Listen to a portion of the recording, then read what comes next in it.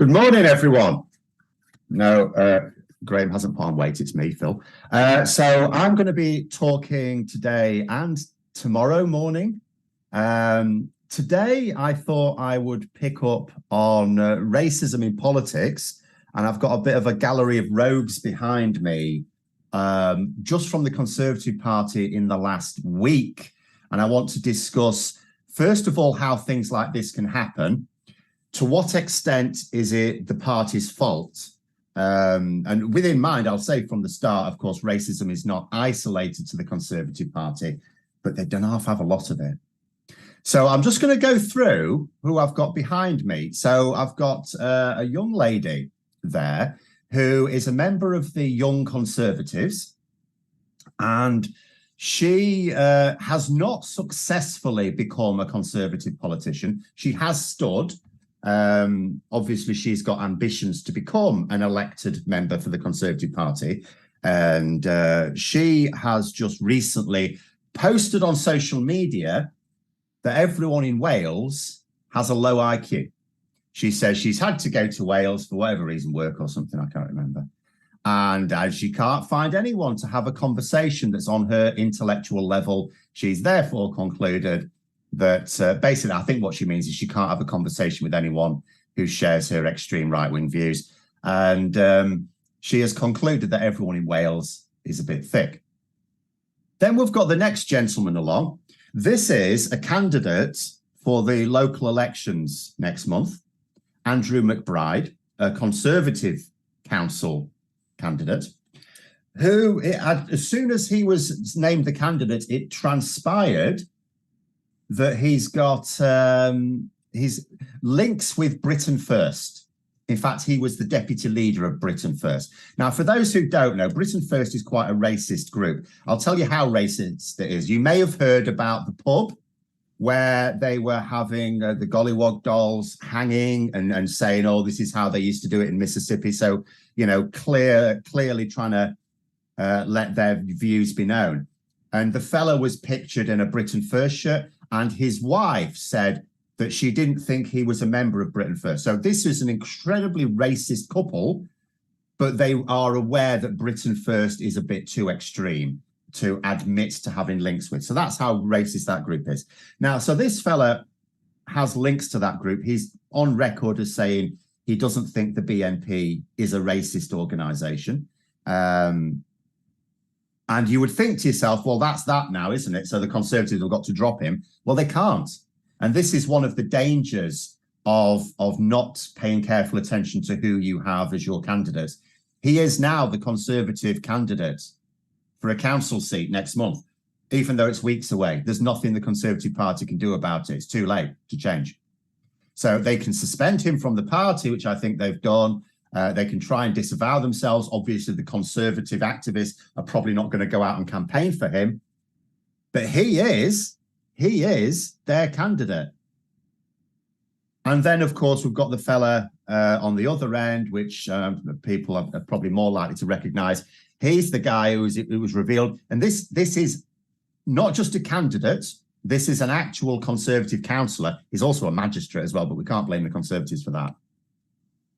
He's an actual Conservative candidate who has been recorded saying all white men should have a black slave, whether it be a black man or a black woman. They should all have a black slave. And he said he's got no issue with the colour of their skin. It doesn't offend him aesthetically, I think is what he means. He says they're just a lower class to white people, so they should be slaves. And you look at this and you think to yourself, okay, so in each individual situation here, you're talking about people who are at a fairly low level within the party, in the Conservative Party. They're all candidates or have been candidates for them in local elections. So you could argue from the national party leadership, is it really an issue for them? And it's all isolated. And you think, you know, as long as the party are dealing with it, is it really the party's fault? But then you think to yourself, so if we take the young lady, for example, the one who said everyone in Wales has got a low IQ, right? She has been a candidate for the Conservatives at some point in the past. She's gone through a vetting process. She hasn't been successful in capturing a seat. She must have talked to them quite a lot. You would want anyone who is part of any organisation, doesn't matter whether it's a political group or just a social group, you know, you talk to people there and over time, you will understand what their views are. I go to a gaming club every now and then, and the people there, I know what their political views are because they'll talk and things like this will slip out. So there's no way of getting to know someone well, even in a local party or especially in a local party, and not being aware of these views. So what I'm going to suggest is that the local party at least must have known that she had views like this. They must have known from this Andrew McBride, the fella who has been a deputy leader of Britain First. They must have known what his views are because he would talk about them. So they've ignored that. And also just on a basic level, like what is the vetting procedure that allows someone who was a deputy leader of Britain First to become a Conservative candidate? So that's where the national leadership definitely should have had a role. And as for this fella who's saying that black people should be slaves to white people, again, it's impossible for him to have just randomly come out with that comment. He must have aired similar views quite a lot. So, you know, you look at situations like this, I think, I don't know what other people think, and you wonder what reflection it reasonably has on the party that these people can even be made candidates. You know, I know a lot of people complain about, or some people complain about the tight control Labour are applying to their vetting procedure for candidates. And you just think, well, imagine something like this coming out with a Labour candidate, how damaging that would be. Because all of these, you not see these in the mainstream media. You look at the front pages today, it's all about, oh, Harry's coming. And some are going, that's good news. Some are going, that's bad news. That's pretty much what the news is today. It's all the royal news. You haven't got anything like this. But if it was a Labour candidate, then it would be all over the front pages. you know. But so yeah, and then in terms, so you just think to yourself, there is racism in all parties. I'm sure we've come across it as well. Anyone who's been active in any political group, but who's this woman in Wales we need to be aware of? I've forgotten her name now. I wouldn't worry too much at the moment because she's part of the Young Conservatives. She may be a problem later on. She might be a Liz Truss in the making. We'll have to see. Yeah, it's and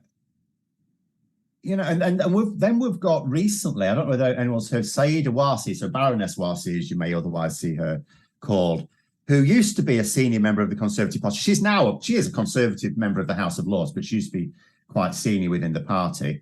And she is saying that the Conservative Party now is basically overtly racist. Braverman, for example, using very racist language. And she also blames Rishi Sunak for allowing it as well.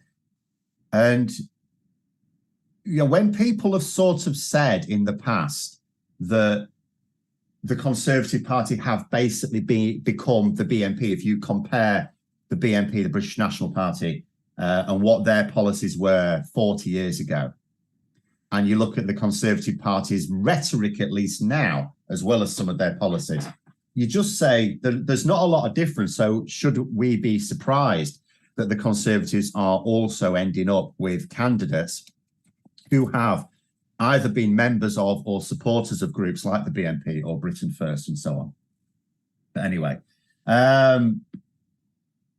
let's have. I'm just going to go through some comments now as well, just so we make sure got any other people's thoughts on or other people's experiences on it. I'd love that guy to say I should be a slave to my face. Yes. The thing with bullies usually as well, or people with these sort of views, is they tend to have a bit of a sixth sense about who they can use them to, don't they? That's how bullies end up getting away with it through life. They pick their audience, don't they?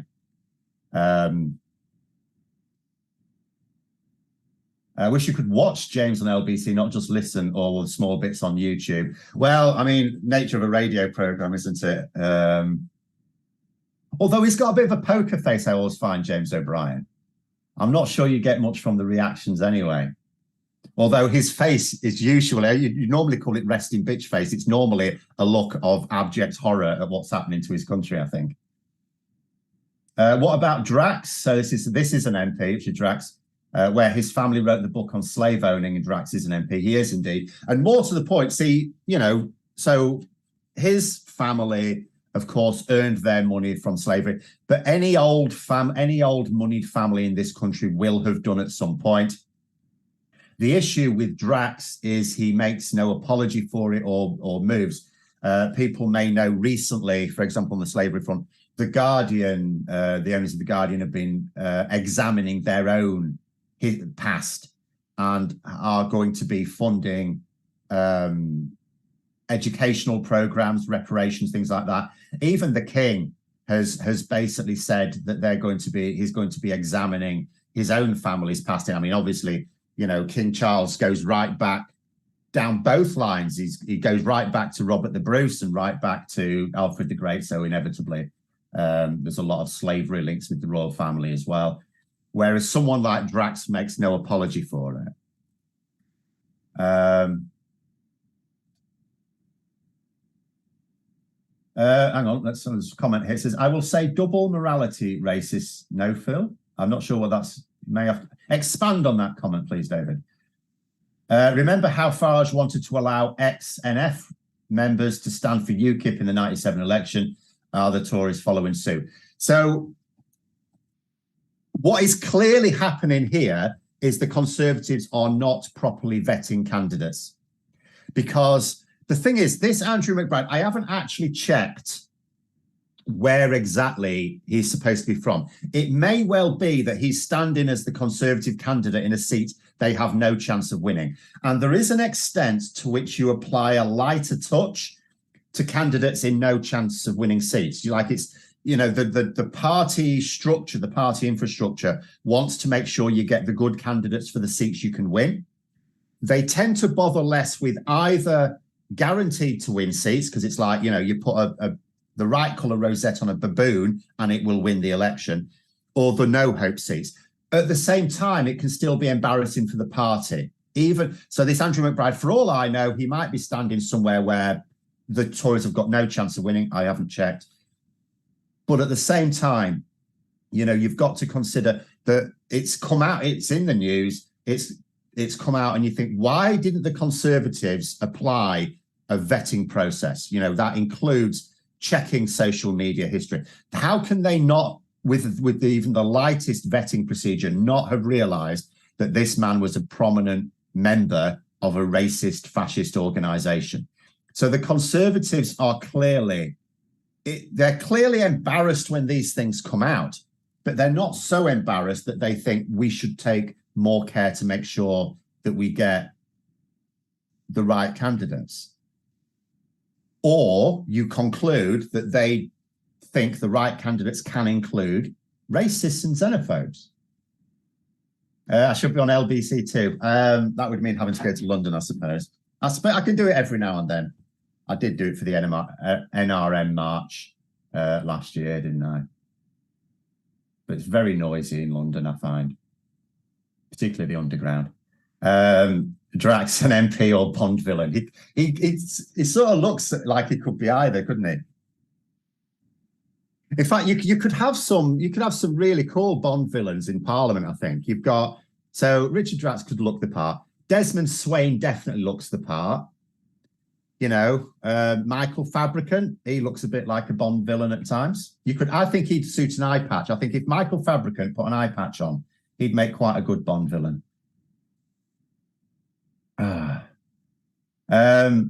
Used to go to the Dorlicks, I think that might be a typo, but a Conservative club somewhere in a place I don't know, for the women at 20 in 1962. And the racism you hear with the hatred and contempt was sickening, I'm sure it is.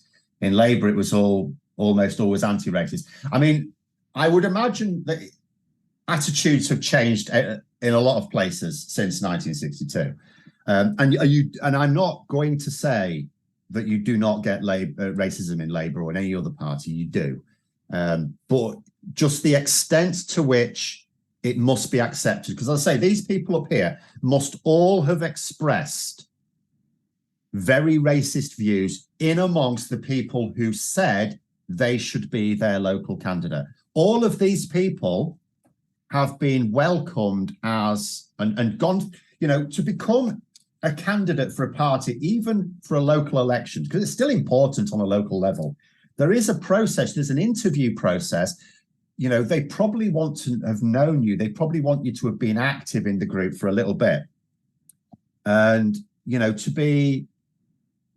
it's not possible to have local they'll have gone to the party meetings, they'll have had their say, they'll have talked to people, socialized, gone to cafes or pubs to have their little political discussions. This is quite common when you're active in local politics. There's no way that they could have got to know these people and not realized that they're all racist, which means that they've all either excused it or welcomed it, shared those views. Whereas you can have racists in Labour, and you could even have, we have to remember Lee Anderson. Lee Anderson was a Labour councillor, which means Lee Anderson passed the interview process. So I'm not pretending this is only a problem for the Conservatives, but it doesn't half seem to be a much bigger one. The Conservatives using the Mets to vet their candidates. Yeah, maybe. Do you know what? I don't think they're using any vetting process at all. I think that's where the problem is. Have the feeling that not much has changed, just a feeling that they can say this good in public. Lack of shame, Brexit allowed them to say it. I do think, yes, with the Brexit referendum, we obviously know, we can see from data that hate crimes increased in the wake of the 2016 referendum. And we can see that they increased again after the 2019 general election. And the reason for that is, there are self-aware racists. There are racists who hold those views, they have those views, but they sort of know that they're not welcomed views. I'm sure we've all got views that we know are out of kilter with general sensibilities. So they were cowed to a certain extent before 2016 because they were made aware that society as a whole doesn't share their views. Can you keep them to yourself, please? So they did. After 2016, doesn't matter how many people say they voted Leave and it wasn't for racist reasons, the racists thought it was. And the reason is, quite simply, all of the campaign literature was ultimately racist. It was all about, oh, people from Turkey are going to come over here, which wasn't even true. But again, what's that? I mean, it's at least xenophobia. Racism and xenophobia, different things, but they share the same like motivation.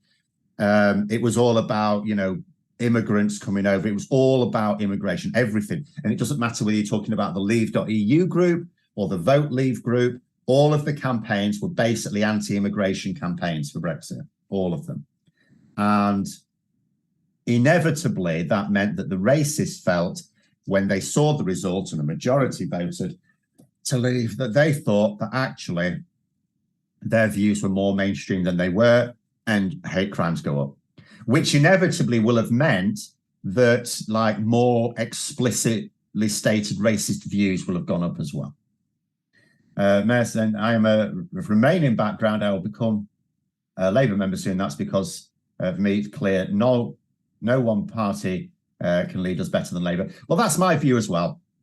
I will say, I mean, there is a difference, I think, between the Conservatives and the other mainstream parties. When I say mainstream, I mean the ones who have representation in Parliament in Britain. So if you think about the mainstream parties, you've got the Conservatives, Labour, the Liberal Democrats, SNP, Plaid, the Green Party.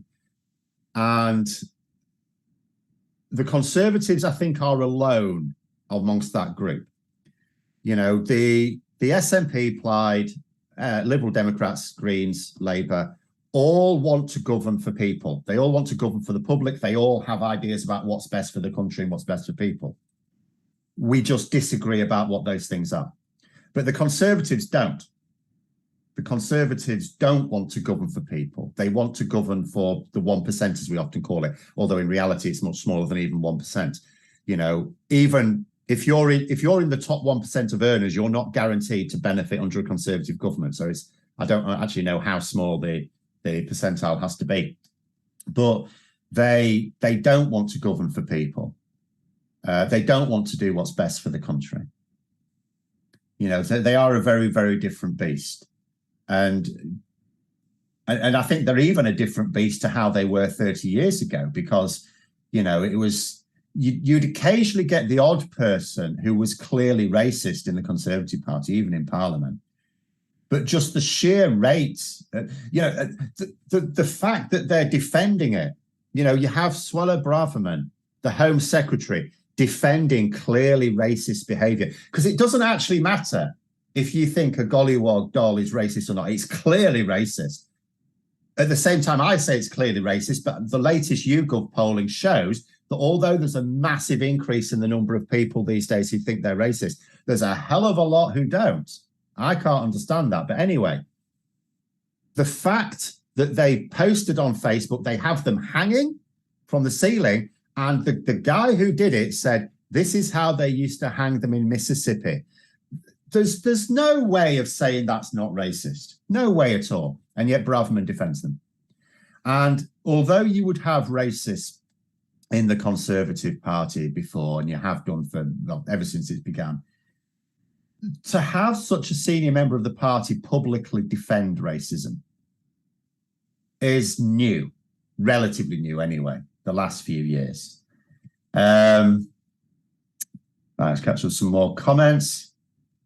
Is this what we're going to do with the Charleston guest presenters? I think the idea is to try and get several people presenting. If we can find people who are Labour supporters, but also active in social media. Heather saying, I've heard that with the Rwanda deal, for each immigrant we take over there, we have to bring one of theirs back. Is this true? So we don't know about the numbers. So what the Rwanda deal is we are supposed to send a certain number of people trying to claim asylum in Britain over to Rwanda. And in return, we will take some of theirs. There's no number mentioned at all. The Rwanda deal actually suggests that Rwanda itself has capped the numbers they will accept from us, but there's no number or even ballpark figure for how many were brought back. So in theory, for every one asylum seeker we send to Rwanda, we might bring 2 back. As far as the deal, the deal goes, it's not made clear how the number is going to be determined at all. You know, but again, this is not being widely discussed in the media. The actual details of the deal are not being discussed. The only thing that the media really discussing is what are the aims of the deal, but the aims have got nothing to do with the reality of it. I saw yesterday a picture of a Britain First car. Don't know what they're preparing, but it's scary, really. Yes, well, hopefully, if it was what I was thinking. I saw a van, I think. Hopefully it's on too small a scale to make a massive national impact. At the same time, a group like that, I mean, the BNP, bear in mind, are banned now. They're proscribed. Why shouldn't this other group be as well? I suspect they will be before long. It only takes one lunatic attached to them to do something like really violent, and surely the group will then have to be proscribed, even with the Tories in charge.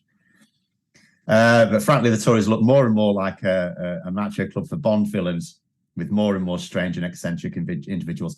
I think, to be fair, politics attracts some straight. I think you have to be a little bit eccentric to hang around in politics for as long as you do.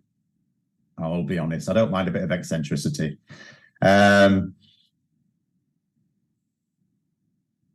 fact, some Jeff saying there that Braverman was asked directly about it on Consby. This is related to the Rwanda deal, and she just denied it was in the deal, despite the clause being read to her. Yes, I remember that. That was a couple of weeks ago, I think. Indeed, they don't want to talk about it. I mean, this is the other thing about the Conservatives, which is, again, fundamentally different to all the other mainstream parties. The other mainstream parties say, these are our policies, and they mean them. You know, so they mean to carry them out. Whereas the Conservatives don't. They're dishonest about their policies. You know, they say these are our policies and they have no intention of following through on them. They say these are not our policies and they know full well they are. Like, you know, with Brexit, for example, Boris Johnson, we're not going to lower our standards. In fact, we're going to use Brexit to raise our standards, which was a nonsense because you could always raise the standards. But we know that the standards have been lowered. They've been lowered and lowered and lowered. Of course, the purpose was to lower standards. So, you know, their denials, they'll deny that they have certain policies when they clearly do. They will claim that they have certain policies, 40 new hospitals when they clearly don't, you know, but there you go. It's being racist now in expectation for Tory party membership. Well, the thing is, and there will be plenty of committed Conservatives and Tory party members who are not at all racist. And yet, but this is the problem when you allow even a minority, and it may well be a minority in the Conservative Party, but when you allow them to represent you, it reflects on the whole party, which is the importance of making sure you do not allow these people to represent you. And you can see how it might be on a local level. So you get to know someone and you like them and you think they're really committed to your cause and they work really hard and they should be your candidate. And then every now and then they slip out a little thing that's like, oh, you shouldn't say that.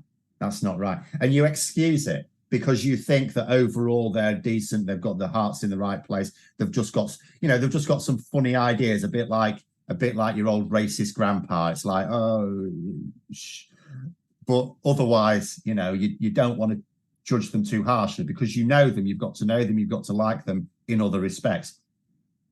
And that's the absolute problem, I think, that they've got here is, and you can have this in any party, that you have alarm bells and you ignore them. And the problem is that it's not just that you're allowing someone who's unsuitable to then represent you. When it comes out, it damages the party's reputation across the country.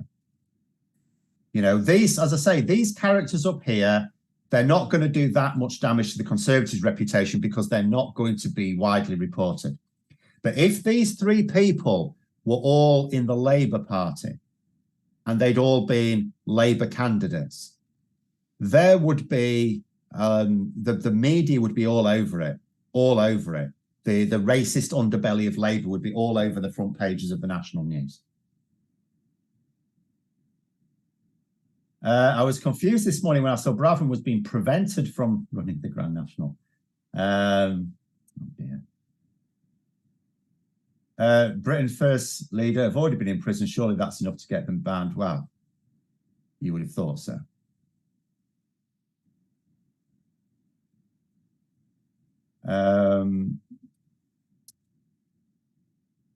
Are they paying us to bring them back from Rwanda?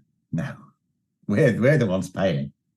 Seems to be costing us a hell of a lot of money to bring on more immigrants that aren't our own. What a waste of time and money. It is a complete waste. The purpose for the money being spent has got absolutely nothing to do with reducing levels of immigration from any source. And really, you know, asylum seekers is a different, it's separate to immigration, really.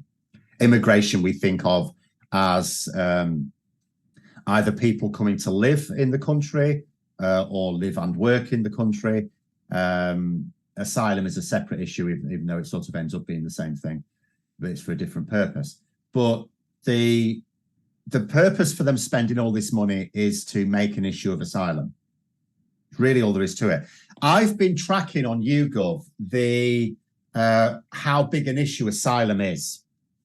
And you can see whenever the media really focus on it, all of a sudden it becomes an issue. When the media go quiet on it and they go on something else, it drops down in terms of how serious an issue it is. So you can track this on YouGov. They do regular polling to ask people what the most important issues are.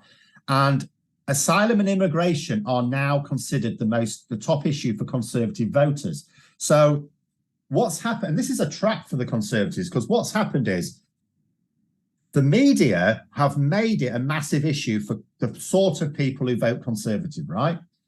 So, and the Conservatives might think, oh, this is really good. We've managed to move the narrative to the policy area we want. But do they want it? Because it looks really bad for them. You know, surely what they're doing is harvesting votes for Reform UK, because the Conservatives are being seen to, by their own standards, to be failing on asylum and immigration. Immigration, actual economic immigration, has massively increased since Brexit. Even though a lot of those figures are, if you look at them, a lot of it is a bit of a fiddle, because some of it is like the Hong Kong refugees, and a good chunk of it are students, and students, you know.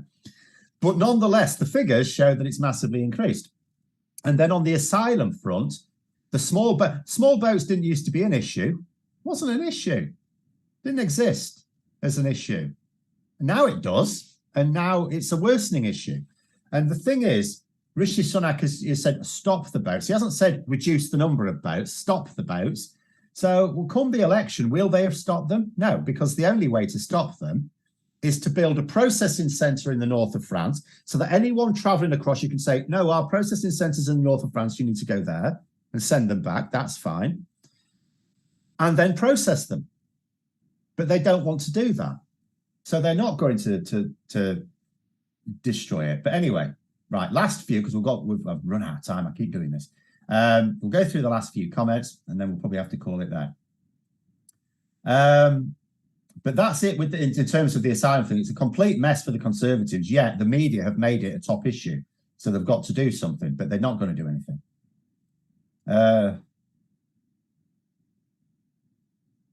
Blah, blah, blah. Morning, Phil. Appreciate your videos. Fascinating. Is there somewhere I cite sources when people doubt what I'm saying? If there's a straightforward source, I always put it in the description below. There isn't always a straightforward source, though, because sometimes it's what I've seen someone say on the telly.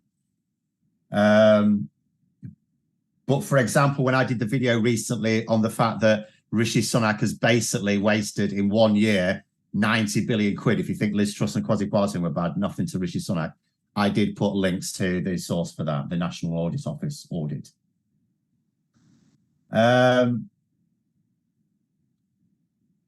Lived and worked from 2016 until 2019 in Stoke-on-Trent. Sad what horrible Tories are doing. It is. And it's all for self-interest. You know, most of them don't actually share these views. Most of them not actually racist, but they just don't care who they hurt to get what they want. And what they want is, and this is what I keep saying, what they want isn't even anything worth fighting for. What do Conservatives want? Ultimately, what do Conservatives want? Smaller taxes for millionaires. But the millionaires are still millionaires. The billionaires are still billionaires. They're still rich. They just want that. It's like it doesn't even seem worth fighting for to me, because that's all they want. But anyway, Well done for brushing my hair, shaving and losing the jump. I always brush my hair. My hair just doesn't always behave itself, but it's got a headset on top of it, forcing it to. Although I'm getting my hair cut today. And the jumper is really because it's not that cold at the moment. It may get colder later. But I think we're going to have to call it there, I suspect, because I'm supposed to stop at 10 and it's 10:05 now. Otherwise, I'll go on for hours. I will be back on with a different topic tomorrow morning, and then it'll be back to Graham next week, I think. But yes, thanks very much for coming along and for your comments. And until next time, I will see you later.